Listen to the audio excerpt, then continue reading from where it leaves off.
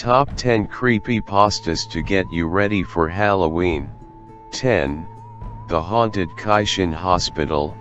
In 2009, a Japanese TV crew goes to a haunted hospital to explore, saying that it is a popular place for teenagers to hang out and ghost hunt, and also a hot place for catching spirits in photos. The reporter interviews a man who claims that he and some friends went into the hospital to test their courage and take photos, but they soon encountered bizarre circumstances and one of them was injured. The noticeably scared reporter agrees to explore and begins poking around the hospital. She begins taking photos as she wanders the dark halls. She soon, however, finds the camera that the kids dropped during their own visit. As she looks through the images, she begins to see strange things appear in the frame. Suddenly, she lets out a blood-curdling scream. The video then explains that they were able to later slow down the footage, and spotted a ghostly nurse standing in a doorway, reflected in a mirror. After the reporter's screams, the cameraman goes off on his own, only to encounter a ghostly surgeon holding what appears to look like a baby covered in blood and screams. The footage repeats but slowed down.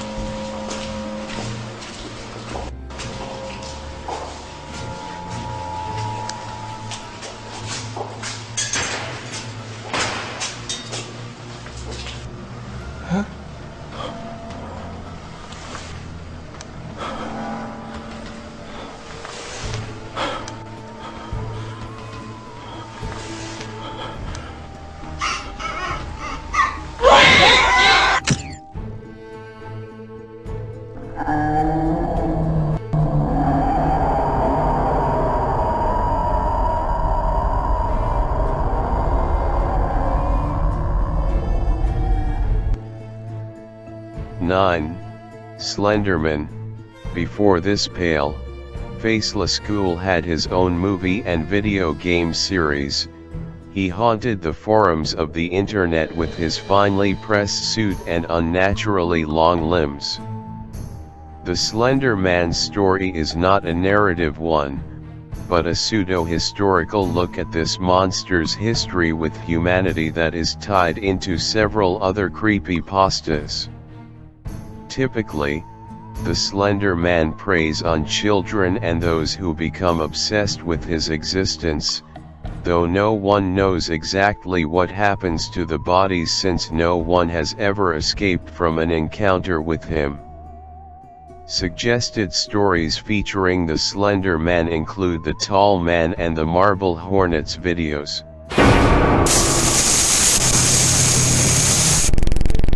8. Jeff the Killer. If you've never laid eyes on the infamous image of Jeff the Killer before, consider yourself lucky. The basic story concerns Jeff, a serial killer who hides in the closet and whispers "go to sleep" to its victim before slaughtering everyone in the household. Even more disturbing than his MO is his appearance. His face is smooth and stark white, a huge grin and small lidless eyes. He is one of the most easily recognizable creepypastas, with his eerie stare posted across forums. His origin story involves a fight that resulted in a chemical burn on his face and caused him to suffer a mental break. Soon after, he murdered his family and disappeared into the night to make guest appearances in your nightmares. 7. Mothman. 5 gravediggers working near Point Pleasant on November 12, 1966, suddenly saw something fly over their heads. They quickly noticed that it didn't seem to be a bird, but rather a human with wings that flew from tree to tree around them. 3 days after the sighting, the creature appeared in front of 2 couples sitting in a car. When they became frightened and fled, the beast chased the vehicle, allegedly reaching speeds around 100 miles per hour while flying. More and more people claim to have encountered the creature called the Mothman, and one local paper reported 8 people spotting it in a span of 3 days. One man discovered the Mothman on his property when his television began acting strangely and his dog barked at something outside. According to the man and others, the creature had red glowing eyes, stood up to 7 feet tall, and had large wings. 6. The Smiling Man. Indrid Cold, also known as the Smiling Man, is a human-like cryptid, which originates as a modern urban legend on the internet. Many have speculated that Indrid Cold might be related with the infamous Mothman. The personality of Indrid Cold or the Smiling Man differs between sightings. Indrid Cold's experiences with the salesman and John Keel paint him as a non-malevolent alien who means no harm to anyone and even presumably helps them be safe by warning them of future disasters. However, his experience with the 2 boys and the family sighting make him out to be a creepy and possibly paranormal stalker, but nothing much more, not seeming to do any other sort of harm to people. The creepypasta version introduced in the Reddit post introduce him as a very creepy and clearly insane person who behaves very erratically, dancing around randomly and staring at the sky. This version is a full-on stalker, pursuing the author for no apparent reason. Due to the personality contrast between this man and Indrid Cold, and the fact that he does not seem to be alien or ghostly in origin, it's very likely that this man is a separate entity from Indrid Cold, only sharing the titular creepy grin. 5. Ghost Ambulance of Monterrey, Mexico. This next creepypasta story is a series of real-life videos that come from Monterrey, Mexico. According to the story, a man was murdered on the street of Ave del Paraíso, San Nicolas de los Garza, Nuevo León. He was taken to the scene aboard a car, and his perpetrators shot him at point-blank range. He passed away just as the ambulance arrived to pick him up. The roadside cross now marks the site of the tragic event.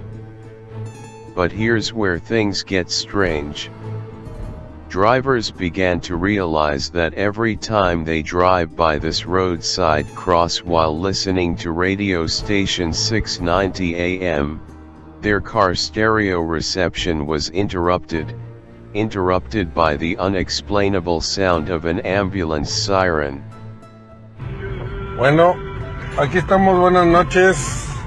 Ya es mi última noche en Monterrey, ya mañana, buenos días, perdón. Son casi las 2:53. Casi las 3 de la mañana. Se supone, se dice que cuando llegas para allá, donde está la cruz, más o menos por donde va la camioneta aquella, se distorsiona este pedo y empieza a sonar una ambulancia. No se sabe si es verdad, pero bueno, se dice. Vamos a pasar por ahí, pues, a ver qué pedo. Deja que pase ese señor. Ahora sí, dale. La estación no se ha cambiado, es la misma estación. Ya vemos la cruz ahí. No mames, güey. No mames, güey. Ahí está la cruz. No mames, güey, no mames. Ahí se ve la cruz en la orilla, que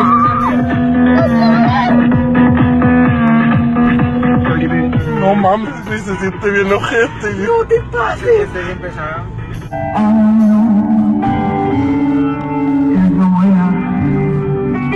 Ahí vamos. Por allá está la cruz. Dale lento, más lento. ¡A la madre! ¿Dónde está la cruz? Dale. Ya está.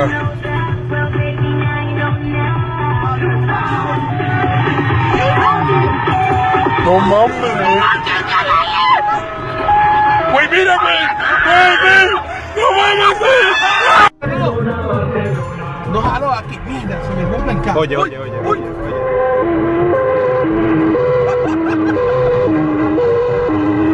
Aquí te vas a parar. No te pares aquí, güey. Aquí te vas a parar, puñetas. No.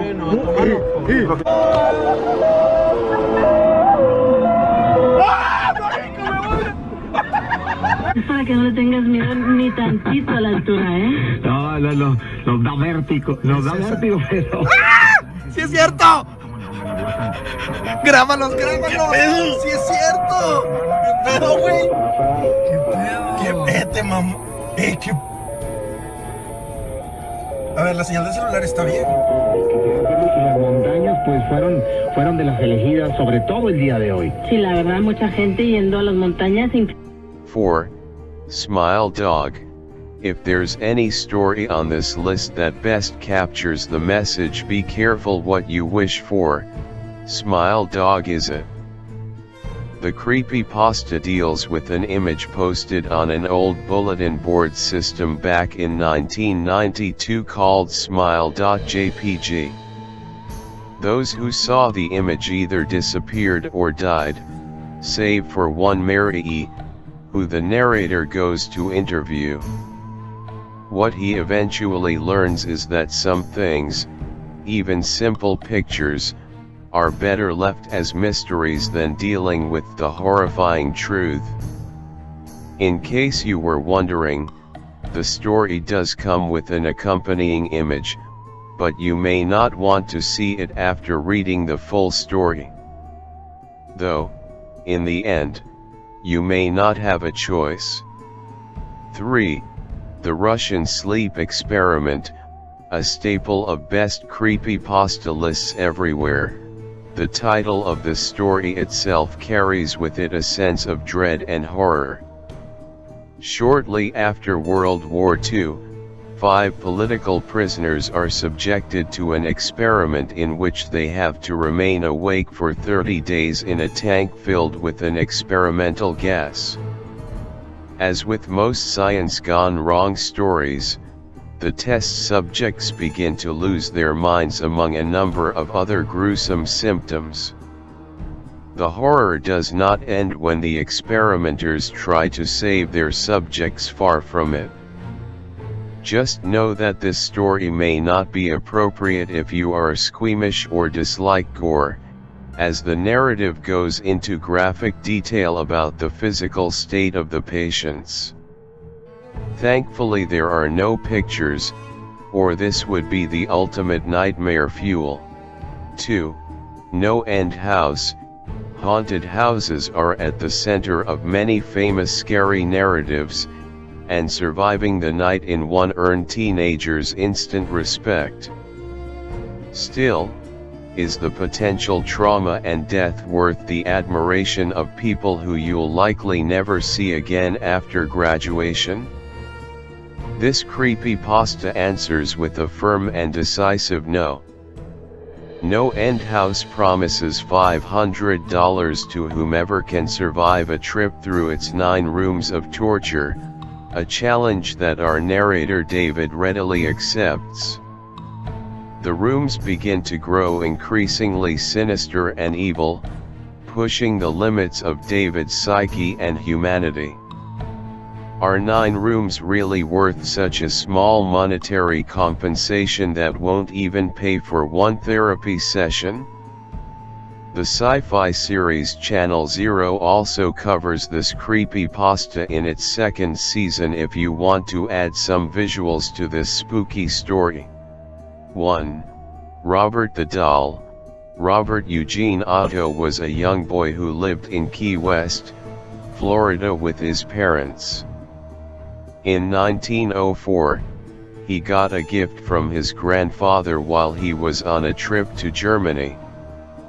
It was a stiff clown doll, and Gene immediately became attached to his new best friend. He even named the doll Robert, after himself. And from that point onwards, he only preferred to go by his middle name, Gene. Soon after, strange things would start to happen around the house. Household objects would be found missing or broken, and every time Gene's parents asked him what happened, he would always say, "Robert did it." Sometimes his parents would hear their son talking to Robert in his playroom, and they would hear another child's voice respond, but when they opened the door, they would only found their son and the doll. Eventually the Ottos have had enough of the strange paranormal activity, and locked Robert the doll in a box in the attic. The sailor suit that the doll now wears, is a real one that Gene used to wear himself. Gene grew up to become an artist, and he married a beautiful woman, named Annette Parker. Gene was given his childhood home as a wedding gift. In the attic, he finds his old friend, Robert, and he immediately became attached to his best friend yet again. Annette didn't really like the doll. In fact, she was very creeped out by it. Ever since Gene found Robert, strange things began to happen again. Annette swore that Robert could change his facial expressions and move by himself. Gene died in 1974 and Annette sold the house to Myrtle. In 1994, Myrtle donated Robert to the Fort East Martello Museum after she encountered strange paranormal activity. Robert the doll still lives at the East Martello Museum, sitting on a chair inside a glass box. If you want to take a picture of him, you must ask nicely. If you take his picture without asking or disrespect him in any way, he will get angry and curse you with bad luck. Each year, the doll gets thousands of letters of apologies from former skeptics who disrespected him, begging him to take the curse back. Okay, this is Robert the Doll, East Martello. We just had the plastic cover taken off. Now let's see something.